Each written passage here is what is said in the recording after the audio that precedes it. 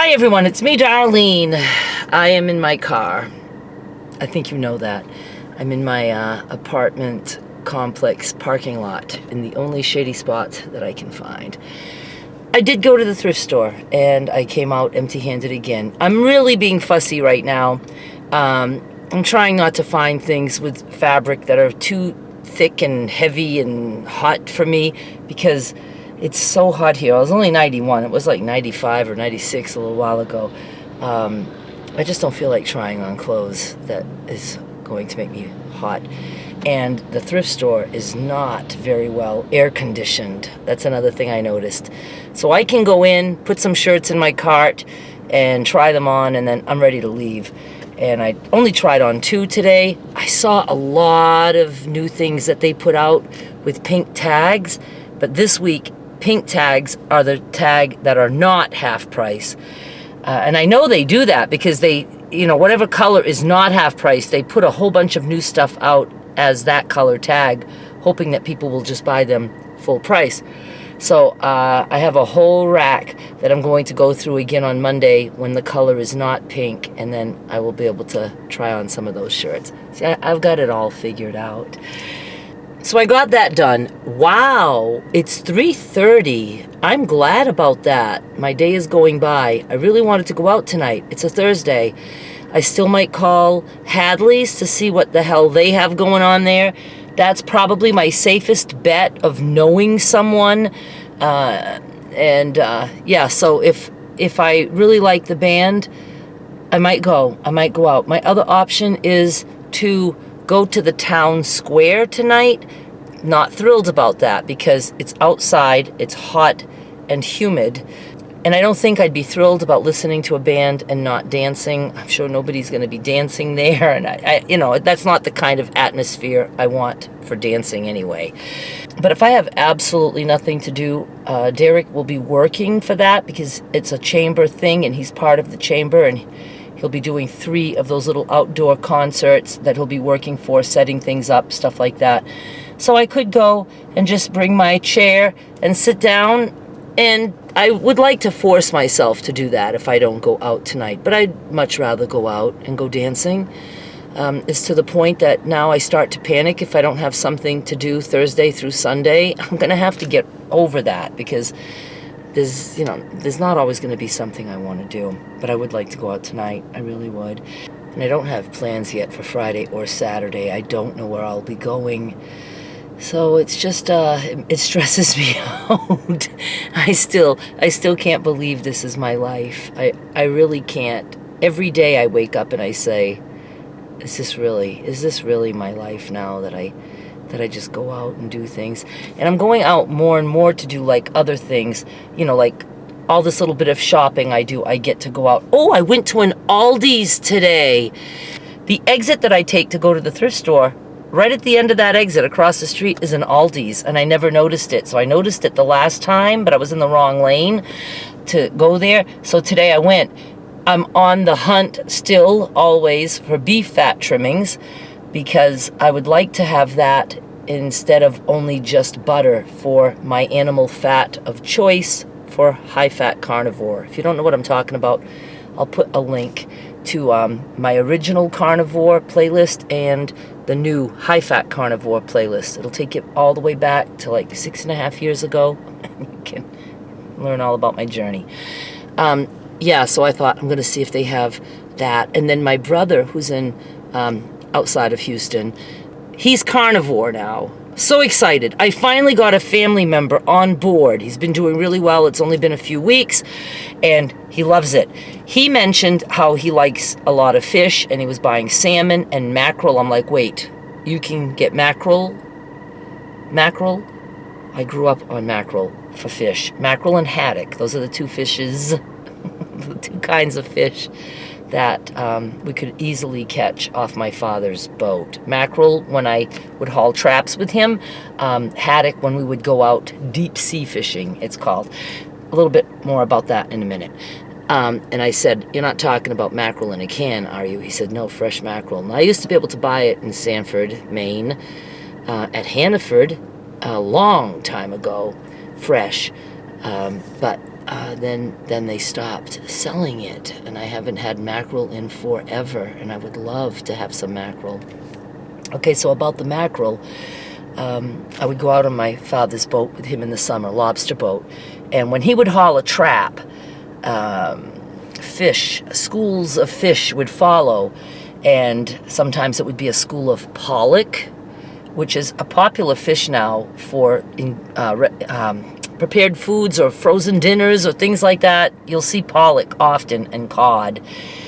Pollock we didn't eat. We considered it a wormy fish, so we just didn't eat pollock.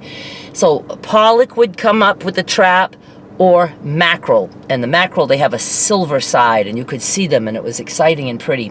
And then my father would give me a drop line, which was like a nylon cord, a heavy nylon cord, with maybe 6 to 8 hooks on it, and I would just drop the hooks, and the fish would all go after those hooks, and then I would reel that in by hand. There was none of this. It was just by hand, and I would pull in the fish, and that was so exciting to me. Now, honestly, I can't fish now. I wouldn't be able to fish now, because even though I eat animals, and yes, I know animals die for me to eat, I'm okay with that. I just don't want to be the one killing them and seeing the hook in their mouth and all that. But back then, I was a kid through maybe my teenage years. I used to do that for him, maybe till 13, 14, and I don't know. So when I got pollock, because we didn't eat pollock, that was going to be bait for my father. So I would put them in a barrel that was specifically for bait. They'd be turned into bait. The mackerel I'd put in another barrel, because we would be taking that home. Sometimes I could fill a whole barrel of bait for my father, which saved him a lot of money, because he didn't have to buy bait now. And the mackerel, if we had too many, well, I would just stop fishing if I could see that it was a school of mackerel. I just wouldn't get any more. But my mother was so good about freezing all this shit, and so we brought home a lot of mackerel. We ate a lot of mackerel when I was growing up. So good. Anyway, I would love to have mackerel. But again, I know I've told this story about me being on my father's boat, because it's just some very good memories for me, even though I know some of you are going to cringe at the fact that I was able to kill fish and gut them. But I did. I thought I was so special, and I knew I was helping my father. It just felt so cool. I was on a boat. It was my safe place. It was just me and my father. My mother wasn't there to ruin things or to cause a fight or to, just whatever. And I loved my experiences out there on that magnificent lobster boat with my dad. When it was time to end, we'd be far out by the end of the day. So when my father would start to head to shore is when you clean up the boat and stuff like that. But first, my job was to take the fish out, cut their heads off, and gut them, and then put them in my father's actual bait barrel for the pollock. And then I would do the same to the mackerel too. So we would just bring home the cleaned mackerel, and I used to take the heads and the guts and throw those in the sky, even if there wasn't a seagull in sight, even if it felt like we were in the middle of the ocean, but we weren't. It's just I couldn't see land, and it would take a while to get back to land. So to me, we were far out. Well, we were. I don't know how far, but we were far out enough. It didn't take long that there'd be a seagull in the sky somewhere, and they'd see that fish head going up in the sky, and they would swarm the boat, literally swarm the boat. And if I couldn't attract any, I would just keep all that shit till we got a little closer to shore. And it was just magical to me that the seagulls would come, and I could just hold up a fish head or fish guts, and they would just come and take them out of my hand. I mean, I know it's a horrible story for some of you, but that happens in life. Animals get killed so we can eat. And I'm not apologizing for that. I just hate to say things that I know are going to like make people cringe, unsubscribe, things like that. But it was a good memory for me because it was time on a boat, on my father's lobster boat with my father, and I felt helpful and I wasn't criticized, and I thought it was cool that I knew how to gut fish, you know, kill fish and gut fish, and provide my father with bait. So, is the end of that story. I had no luck at Aldi's. I went in there looking for beef fat trimmings. That store is just like food. You don't go there for fat, and you don't go there for meat. I don't know if there are other Aldi's. I've never been to an Aldi's. I mean, maybe in Houston at some point. I don't remember, but not while I've been here, for sure. And we don't have that on the East Coast, at least not in Maine. Maybe there are some Aldi's that are bigger than others, but this one was very small, and the meat section was pathetic, and there was absolutely no beef fat trimmings. There wasn't like a meat counter where you could ask anybody. It was more like Walmart, so I couldn't get that. There was certainly no mackerel. So I left, and then I went to the thrift store, and I had no luck there, so I left. And now I'm here talking to you. And I know some people are wondering if I'm still off coffee, and the answer is yes. I don't remember how long ago it was that I told you guys I was done coffee. It could have been maybe a month ago, and I think at that point it might have been maybe a month. I don't know. I don't remember. But I still have coffee in the apartment, but the last time I said, no, I'm just going to stop coffee to see if I can sleep better, and I've not had coffee since. Don't care to have coffee anymore. I have many nights that I sleep much better. I have still some nights that I have a hard time falling asleep, and that's my fault because I'm on the iPad, and I understand that, but that's what I feel like doing, and I'm going to do it. But the thing is that once I fall asleep, I'm much better at waking up to go pee or whatever, and then going back to bed and falling asleep. And if it's a night that I stayed up really late, say I fall asleep at 4 in the morning, even if I wake up at 6 or 8, I can still go back and I try to calm myself by saying, you don't need to get up. You don't have a sale today, a fabric sale today. You can lay in bed as long as you want. And sometimes I'll go back to sleep and sleep till 10, 11, noon. And it just feels like I'm living a life of leisure. So I am not as stressed out about forcing myself to fall asleep. I am sleeping better, still not wearing my sleep apnea, my CPAP for my sleep apnea. I have given that up completely. I don't wake myself up snoring. And as I'm falling asleep, before, if I didn't have my mask on, I could actually start snoring before I was fully asleep. That doesn't happen anymore. I'm sure I still snore, but not to the extent that I was snoring before. I wake up feeling more rested. I don't have coffee. But you know what I have? Remember I was always telling you guys about my butter with a little bit of milk, and I would heat that. I was calling it my butter tea. Well, I'm still calling it my butter tea, and it's more like actual tea now because I have given up milk completely. Not because it bothers me, because I was drinking only a little bit of milk. And I know some of you are going to say, you say you never eat dairy, but you have milk and you have butter. I don't think I've ever said I never have dairy. I always have a little bit of dairy.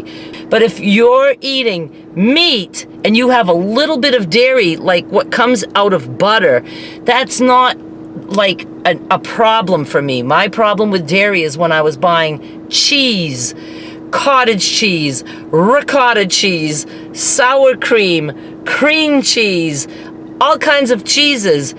And sometimes if I was hungry at night and didn't feel like cook, I would guzzle some milk down. That's what I call eating dairy. So I gave up milk because I only put a little bit of it in my coffee that I used to have and with my butter drink, so I can drink my butter instead of always having to eat it. I just thought, why don't I just give up this milk? I mean, there's not much milk in my cup, and then I don't have to buy fucking milk. And because I would buy a gallon of milk and I didn't want it to go bad, I would fill bottles of milk and put them in my freezer. I don't need to do all that shit. So I said, no, the last time I finished my milk, I said, well, I'm not even buying this. I'm not buying this again. And so I don't even drink milk now. I drink just water. Just water. and my butter tea, which is water and butter. I don't have seltzer anymore. When I go to the bars, at the beginning I was ordering some seltzer, but I switched to that because the carbonation was just, I didn't care for it, for the carbonated drink. It makes me burp, and I just don't feel right. So I drink just water. I drink just water. It's just bizarre to me. And some people think, yeah, but all the things you're missing out on, oh, you could have this, or maybe you could have this. I don't give a shit. I'm drinking water. That's all I need. I'm a human being, and I don't think human beings in the caveman days cared about Dr. Pepper. I'm good with water. So I just think it's so cool. It's so cool how I'm minimalizing everything in my life, my stress, my mess, my food. It's just my weight, even that's getting smaller, and I'm just cutting down on everything. Yeah, so I'm very, very happy that I'm drinking just water. I'm so proud of that. I just think it's a very cool thing. I just do. I don't have to buy milk anymore. And when I go into a store, when I see all the stuff in a store, and I go to the meat section and I go to the butter section, I do go to other sections if I'm making things for Derek and Skylar, but I'm saying for me, that's it. It's the most freeing thing I've ever experienced in my life, ever. I'm never changing what I'm doing. So, but now, here's what I'm doing, because I really want to get back to making sure I get at least a stick and a half of butter in me every day, because I was doing really, really well with that. And it was helping my sleep, and I think I can get my sleep improved again if I can get back to that cortisol levels. It does stuff to your cortisol levels. And when I get up during the night, or if I'm not quite asleep yet, and I've been like, okay, another 2 hours on my iPad, I try to get up and have my butter. But in that case, I eat it. But yes, people say, don't you get sick of the butter? It is not always pleasant to be eating that much butter, because it's, the texture, everything. But I can do it. I can do it if I have to do it. I can just eat right off the stick. I can do that because it's important to me that I get that butter in my body. But I have discovered that if I melt the butter, and this is what I do now. So it's my butter tea, but boy, it's mostly butter and just not that much water. But there's no milk in it now. So I put I'm up to a half a stick of butter in my coffee cup. And I put that in the microwave for 30 seconds. It melts completely. It melts easier than when I had the milk in there. And then sometimes it would like boil over and, whatever. 30 seconds, half a stick of butter in my big mug, my mug that I've had for, 30, 40 years. It's from Dunkin' Donuts 100,000 years ago, when it was actually Dunkin' Donuts, but it's all worn off on the cup. I still have that cup. And then, while I'm heating that, I just put a little bit of water in my pot, and I start to heat the water. But I don't want the water to even boil, because I want to just guzzle that shit down. So I heat the water a little bit. And yes, I like to do it separately, because I don't want things boiling over in a cup in the microwave. It's very easy to do. Let me do it that way. Don't suggest that I do it a different way. That's the way I like to do it. And then while that's heating and the water is heating in the pot, I make my bed. And then, which consists of straightening one blanket and piling my pillows at the end. So easy. Minimalist. When the water is just starting to heat up a little bit, I put like only this much water. So I have a half a cup. I don't need all that liquid. I'm doing it to get the butter. I still put a pinch of cinnamon if I feel like it. And I still put a drop or two of extract if I want. Oh, and a pinch of salt. Even though my butter is salted, I like extra salt sometimes. And I stir that up and I drink it. And there's a half a stick of butter down in my belly, and I love it. And I try to do that 3 times a day. I'll do it again in the afternoon, and then I like to do it again in the evening, especially so I can have a nice good dose of butter before I go to bed to help with the cortisol levels. Okay? So that's what I've been doing, and that's how I get my stick and a half. And then I do still cook with the butter, and sometimes when I open the fridge door, I'll just take a bite of butter, because I'm so in the habit of doing that. So I probably am getting a total of my 2 sticks. Just thought you needed to know that. one more piece of news, which you guys didn't even know about, is I and Derek and Skylar were scheduled to go to Maine in July, booked and everything. And I have been dreading it so much because my sister doesn't have air conditioning. And we all stayed there last year at my sister's to go bury my mother, thinking, oh, it won't be that bad, but it was awful. And I said, I can never stay at my sister's again because I can't go through that with no air conditioning. And I mean, it's like no air conditioning all day, all night. And the places we go when we're there, it's not like we're going, shopping in a mall. We're going out to the beach where it's hot and sticky, and everywhere we go is outside, and it's miserable. I was miserable. So because I couldn't stay there, I had to get us a room. So I would have an expense of a room for 3 nights, and I just was like, I don't even want a room.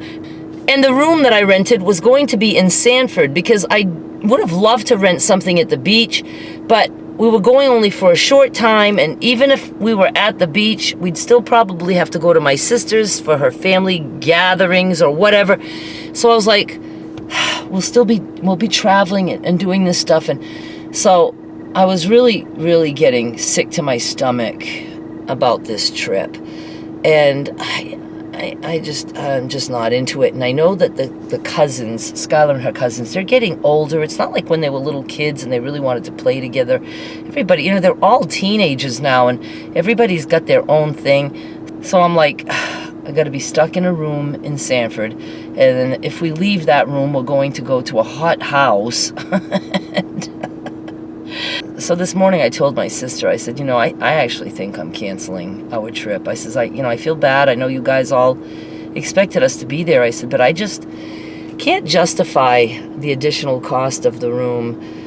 For 3 nights, the rooms were like $250. I was going to spend $750, and I was getting Derek a separate room, and I told him, no, I'm not spending $1,500 for 3 nights in fucking Sanford, Maine, where I lived all my life. I'm not doing that.